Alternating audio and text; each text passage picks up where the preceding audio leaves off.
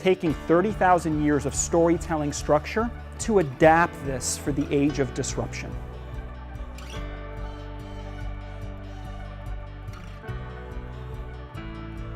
Whatever big narrative you build, it's only as real as people's relationship to it. Today we had a room full of innovators, of change agents, marketers from some of the biggest companies, from Facebook, Google, Microsoft, folks who are inventing and building the future, dealing with a highly technical, complex subject. How do you humanize it? Your own personal story is inextricably linked to whatever you're sponsoring in your organization.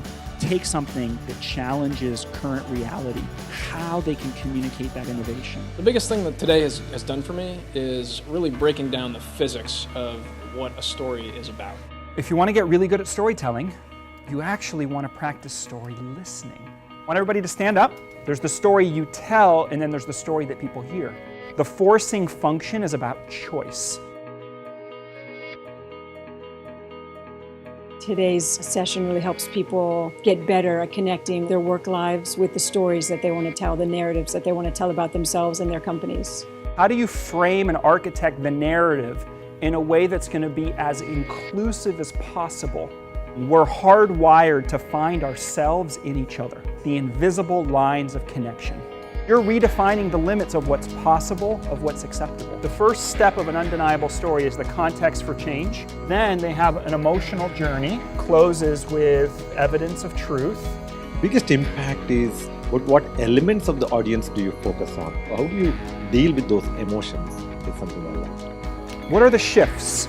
Sort of the old story, the new story, point, counterpoint.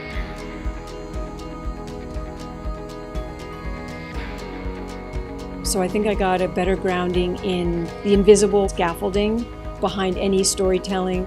What can we do today that 5 or 10 years ago was not conceivable? It's the marriage of emotion and reason.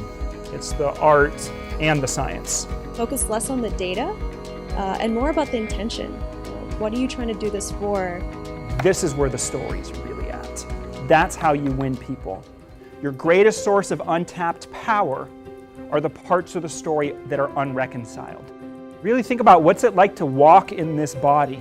It's about the interrelationship of these characters with each other. What's unresolved emotion, that's what makes the story.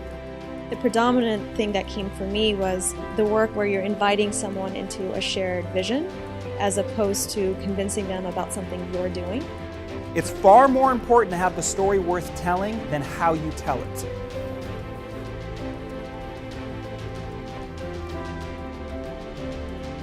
Great stories happen to those who can tell them.